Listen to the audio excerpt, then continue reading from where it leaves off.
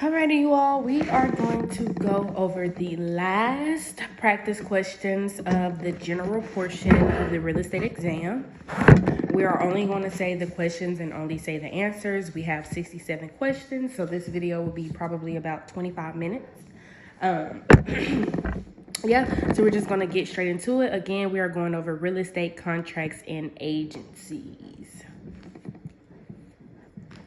When a loan is transferred from one lender to another, this is known as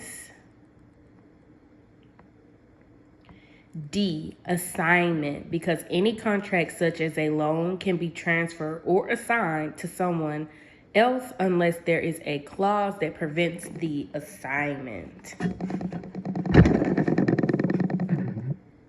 A court ordered that a transaction be completed. The best term to describe this legal situation is A, specific performance, because a court may order someone specifically perform, because a court may order someone to specifically perform according to the agreement. A seller and a buyer agreed on the price and terms on the sale of a house. Both seller and buyer signed the contracts. Before closing, the seller and buyer agreed to change the closing date. Which of the following will be what parties need to sign? A, an addendum, because an addendum is an addition to the contract. A buyer and seller enter into an agreement to purchase and sell a property. Prior to the closing, the buyer wished to transfer the purchase rights to a third party. In order for the transfer to take place, the buyer must initiate an D, assignment, because transferring contractual rights requires an assignment. A seller sold a property to a buyer with both signing the contract. The buyer, however, could not come up with the funds to purchase the property until 5 days after the closing date. Which of the following documents should both properties sign in order to accomplish the 5-day extension? B, an amendment, because it says an amendment is an addition or change to a contract that is made after a contract has already been agreed by both parties. A seller and buyer agreed contractually on a sale of a property. The sale could not be closed on time according to the original contract. However, both parties wanted to extend the closing date. Which of the following would best accomplish this?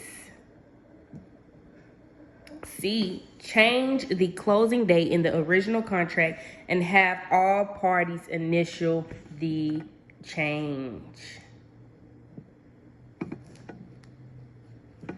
An agreement for sale contract has been signed, but the terms have not been fully performed. Which of the following terms best describe this type of status of the contract? B, bilateral executory.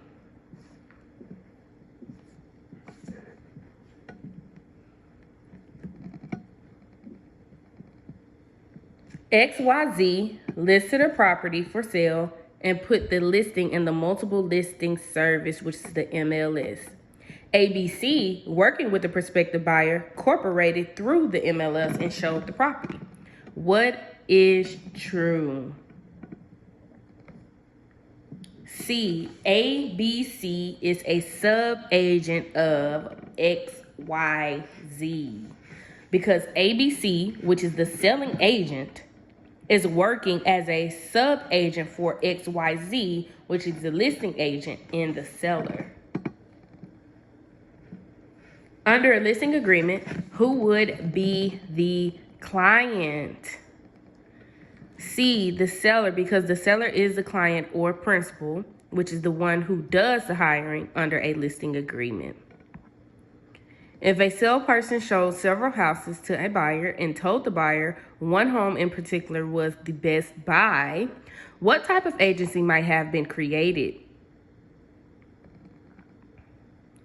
A, implied, because by telling a buyer that a property is better, the agent may have implied that the buyer that the agent was working for the buyer. What is the relationship between a property manager and a property owner? B, general agency, because a general agency is created when someone has an ongoing right to represent another, such as an ongoing management of a property. A salesperson, while showing two different houses to a buyer, advised the buyer that one of the houses would be a better buy. Which type of agency may have been created? C, implied. Once again, because by telling the buyer that a property is better, the agent may have implied that the agent was working for the buyer. What does a person have who can sign legal papers for another person? B, power of attorney, because a power of attorney is what a person has who can sign legal documents for another person, and it is called an attorney in fact. Yeah, so it is power of attorney. One who engaged another to act for him or her in a transaction is a D, principal, because principal is the person doing the hiring. Who does a salesperson owe loyalty to? C, the broker, because the salesperson owes loyalty first and foremost to the broker. Which type of relationship is established between a principal and a broker? D, fiduciary, because fiduciary means a relationship of loyalty and trust. A broker A enters a listing in a multiple listing service, which is the MLS, under the rules of sub-agency. Broker B, a member of the MLS, finds a buyer and shows the house under the rules of sub-agency. Which of the following statements best describe the relationship of the parties? B, broker B was an agent of broker A. It says in sub-agency, the selling broker becomes an agent of the listing broker. Salesperson T works for broker R and obtains a listing from seller S. Which of the following best describes the relationship? Salesperson T is an agent of seller S, and broker R is an agent of seller S. I'm going to read that again. Salesperson T is an agent of seller S, and broker R is an agent of seller S. It says the salesperson is an agent of the broker. Therefore, anything the salesperson does is done on behalf of the broker. The broker becomes the seller's agent when a salesperson takes a listing. A seller called a salesperson asking the salesperson to list the seller's home for sale. The salesperson did so and submitted the listing to the MLS after the salesperson broker approved the listing. Another broker within the MLS cooperated with the listing broker and found a buyer for the house. Which of the following best describes the relationship of the parties involved? A, the selling broker is an agent of the listing broker, because in a corporative sale, when there is no buyer agency involved, we assume that there is sub-agency. Broker L was the listing agent. Broker S was the selling agent. Both were members of the multiple listing service. L did not know the buyer, and S did not have any contract with the seller. No buyer agency agreement existed. And which of the following is the most likely agency relationship? B, S and L both represented the seller, because since there is no buyer's agency involved, we can assume that all agents represent the seller. How does a buyer become a client of a broker? A, by signing an agreement with a broker. An agent takes a listing on a commercial property. The agent finds a buyer for the property, and the buyer and seller both sign a contract for the purchase. Prior to the closing, the agent learns that the city plans putting in a ramp on the back of the property. What should the agent do? B, disclose to the seller so the buyer can be informed. Any material fact about the property must be disclosed to all properties. Which of the following terms describe a fiduciary obligation to a client? B, disclosure, because full disclosure is one of the services owned by an agent to a client. Between the time a buyer and seller signed a sales contract and closing, the zoning on the property was changed. Does the listing agreement need to disclose this fact to the buyer who is a customer? Yes, which is B, because the agent should notify the buyer immediately. A zoning change is a material fact concerning the property that must be disclosed to a buyer at all times, y'all. So just make sure we know that anything that is going to be zoning change needs to be disclosed ASAP. A listing agent was showing a customer, a property listed by the agent. While showing the property, the agent noticed a crack in the basement wall that was covered by some boxes. The agent should B, again, disclose the material fact to the buyer, because a crack in the wall is a material fact that must be disclosed to any buyer customer. A listing agent is showing the listed property to a prospective buyer. The buyer tells the listing agent that a favorable zoning is coming with regard to the listed property. What should the listing agent do? B, tell the seller because of the fiduciary obligation to the seller. Again, an agent owes full disclosure to the client. A listing agent tells his prospective buyer something the seller had told the agent confidentially. This is B, a branch of fiduciary obligation, because confidential information received from a client must be kept confidential. A licensee discovers that a number of improvements on a property were built to close the property line. The property is currently under contract to be sold.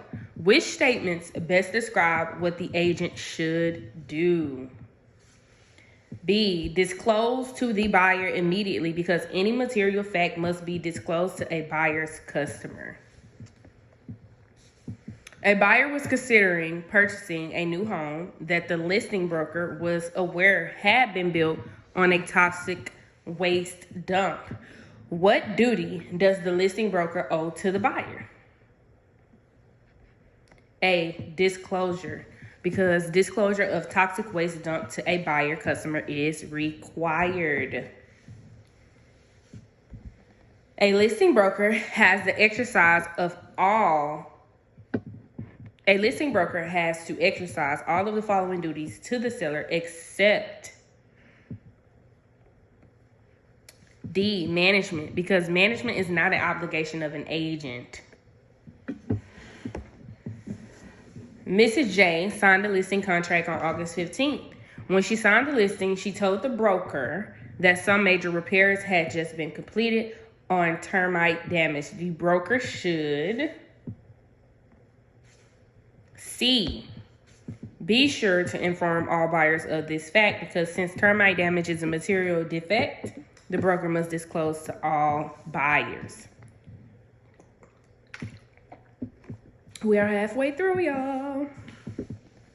An agent gathering information on a listing should gain as much information as possible for which of the following reasons? C, in order to have as much information as possible when showing the house, because the major reason to analyze the property prior to showing is to handle questions that come up during the showing itself, thus minimizing the changes of misrepresentation. An agent took a listing in which the seller said to sell in as is condition. The agent then found a major structural flaw in the property. Which of the following best describes what the agent should do? C. Inform the buyer of the flaw because the broker must disclose all material defects. We know this. We know this. We know this. We know this, y'all. Anything that zoning changes, if you find a flaw, if you find a crack, if you find a flood, any single thing that you find, we need to make sure that we are informing our customers, okay? A contract where one party is bound to perform but the other party is not would be referred to as C is unilateral contract, because a unilateral contract is a one-way promise. A promise for an action. One party is bound, but the other one is not. Okay, so the bilateral is two, which is bilateral contract is a promise from a promise. Both parties are bound. So bilateral is both parties are bound. Unilateral is one party is a one-way promise, but the other one is not. So bilateral 2, unilateral 1. And the question again was a contract where one party is bound to perform, but the other one is not, would be referred to as C, unilateral. Which of the following statements best describe the usual legal effect of a contract signed between an adult and a minor? C, voidable by the minor, because it is voidable by the injured party, which is the minor. We assume that the minor is extremely vulnerable to being taken advantage of by an adult. Therefore, although the adult is bound, the minor may void it. So we already know a minor is voidable. A minor is voidable. And again, y'all, just so we can know, voidable is something that is misrepresented, or if it's a minor, and void is something that we do going in knowingly knowing that it is maybe fraud or it's illegal. False information was given to induce a person to enter into a contract. Which of the following legal effects best describe this contract? We just talked about this. Voidable by misrepresented party, because it is voidable by the person to whom it was misrepresented. However, the contract is not illegal nor automatically void, because the person may actually want to complete it anyways. We just literally went over that. Void is literally a contract with no legal effect, which is one of the parties not of sound mind. And then voidable is a contract that can be voided by one of the parties, the contract signed by a minor under duress or due to misrepresentation. So voidable is misrepresentation. Void is literally a legal effect. A buyer phoned a seller to inquire about a piece of real estate the seller had for sale. The buyer and seller agreed to the price and terms over the phone. Which of the following is most likely legal effect of this agreement? B, non-enforceable, because the statute of fraud says that all contracts for sale of real estate are enforceable. A contract where one or more of the parties can rescind is called B, voidable, because contracts that can be voided are voidable. A contract whose purpose is for an unlawful object will be classified as C, void, because a contract of an unlawful purpose is void on its face, because it literally says unlawful, which means it's illegal. Knowingly misrepresenting a material fact is a deliberate way so that someone else suffers a loss in an attempt to make money is fraud. C, fraud. Fraud is lying with the intent to make money. Please do not be a fraud, okay? Do not be a fraud. When a contract is signed between a buyer and a seller, the buyer is known to have received equitable title upon the happening of which of the following events? C, signing of the agreement by the buyer and seller, because equitable title is the right to get title in the future. So, when the buyer and seller sign the contract, the buyer has the right to get title at closing.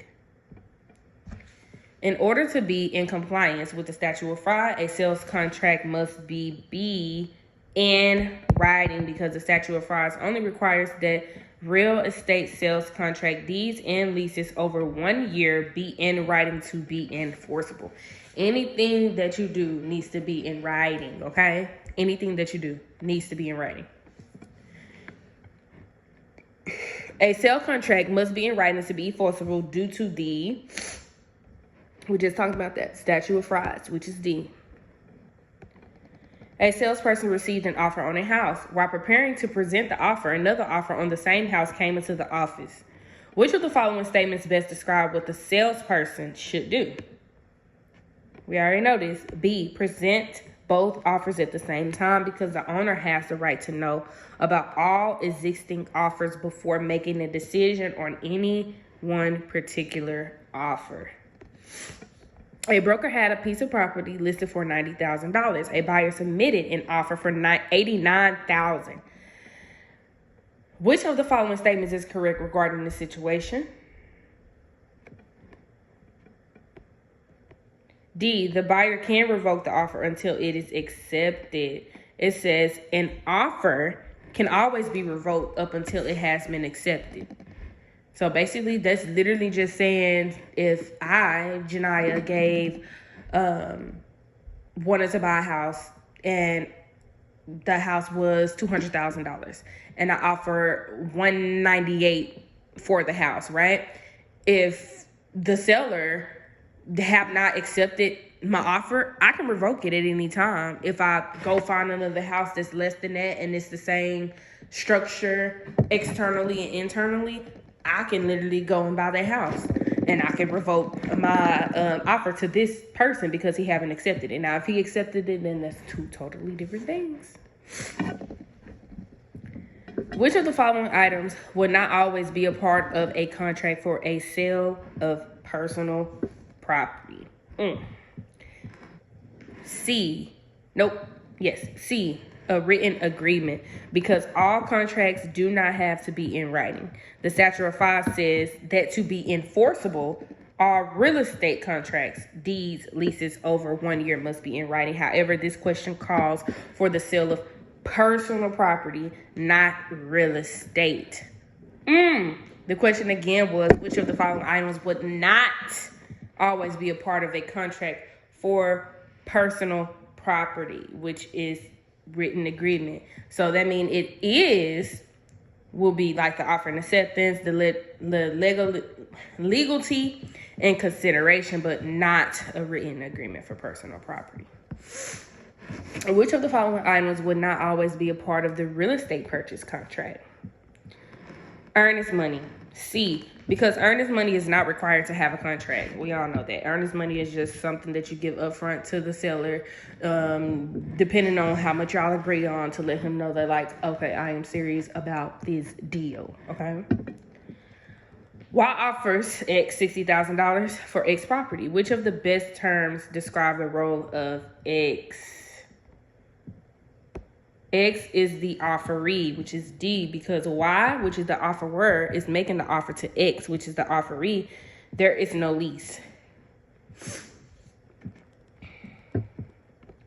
When is a purchase said to be equitable title?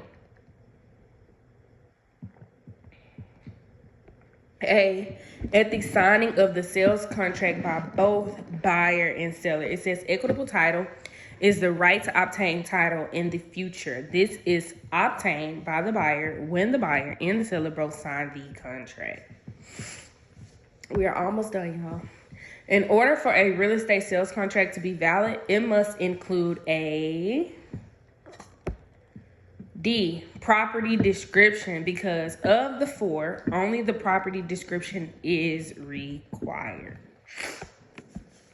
H had a property for sale for $129,000. B made an offer for $123,000. H made an counter offer for $127,000. Which of the following statements is true regarding the situation? C, the counter offer would be binding on B, because the $129,000 is not an offer, just a listing. The offer is $123,000. H second offer is $127,000. Is made B offeree. However, the counter made by H is not binding on B. It's only an offer. The other answers are all true in that A, counter offer does not terminate the first offer.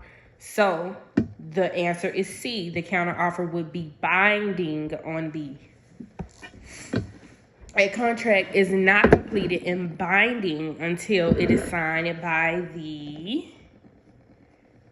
offeree, which is B, because the offeree is the one accepting the offeror's offer.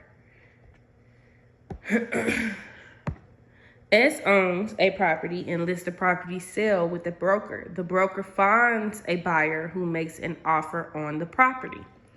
S is considered to be D, the offeree. Since S is the receiver of the offer, S is the offeree. Which of the following elements must be in a contract to have a valid contract? A clear description of the land, because the land must be clearly described in order for a contract to be valid. A buyer made an offer on a property a broker had listed. The broker presented the offer to the seller while the seller was still considering the offer. The buyer contacted and informed the broker that the buyer wanted to withdraw the offer. The broker should C, continue to market the property for the seller, because an offer can always be withdrawn up until acceptance. Therefore, the broker will continue to market the property for other possible buyers. In the process of preparing to present an offer to the seller, a broker receives another offer. The broker should B, present both offers together. A sales contract is accepted by both parties with earnest money being involved in the transaction. What should the broker do with the earnest money? A, deposit it into an escrow account immediately. A seller of a property cannot transfer marketable encumbered title.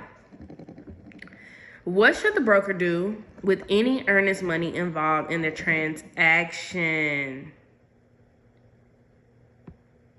Give it to the buyer. If the seller cannot transfer the title, then the seller is in default and any earnest money should be returned to the buyer.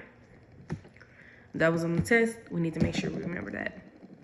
An offer to purchase contract was contingent upon the buyer receiving a loan. The buyer was not able to obtain financing. The buyer informed both the seller and the broker of the loan denial. Which of the following statements is true? B, the broker must return the earnest money to the buyer.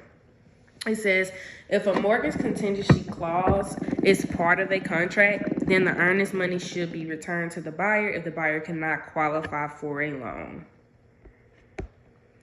A mortgage contingency usually includes all of the following items except D, name of the lending institution, because a contingency allows a party to void a contract upon some event happening or failing to happen. The buyer usually writes the contract contingent upon a loan of a particular amount. A purchaser entered into a contract to purchase a home. The purchaser wanted a clause in the contract to protect against the loss of earnest money. In the event a loan could not be obtained, which of the following items will best protect the purchaser? A, financing contingency, because a financing contingency makes the contract binding on the purchaser only if the financing can be obtained. If not, the contract becomes void and all monies paid are refunded. Which of the following constitutes illegal commingling by a licensee? D, a broker deposits payroll funds into the trust account, because a broker can never deposit payroll funds in a trust account. This would always be commingling and forever will be. When an option to buy is exercised, the contract becomes bilateral, which is A, because an option is considered unilateral until it is exercised. At that point, the buyer has agreed to buy and the seller already had agreed to sell. Therefore, both parties have the obligation to complete it, thus making it bilateral. A prospective buyer wanted to have the right to purchase a home at a set price within the next 90 days, but did not want to be obligated to purchase it. Which of the following documents would allow the buyer to do this? D, option, because an option gives the optionee the right to buy at a specific price within a specific time period. Regarding real estate sales contract, which of the following best describes an agent responsibilities? A, the agent cannot alter or delete any pre-printed legal information, because any agent cannot alter a sales contract, only fill in the blanks on forms and have been approved by an attorney. Some buyers, in purchasing the property, ask the agent how they should take title to the property. The agent should explain, B, the various types of ownership and have the buyers consult with an attorney. Why? Because concerning legal issues such as how to take title, the agent must recommend that the parties see an attorney. A salesperson in writing an offer to purchase on a pre-printed contract I'm sorry, let me redo this. Last question. A salesperson in writing an offer to purchase on a pre-printed contract approved for use may C, fill in the blanks but leave the contract in the current form. Alrighty, y'all, those are the 67 questions of the real estate contracts and agency.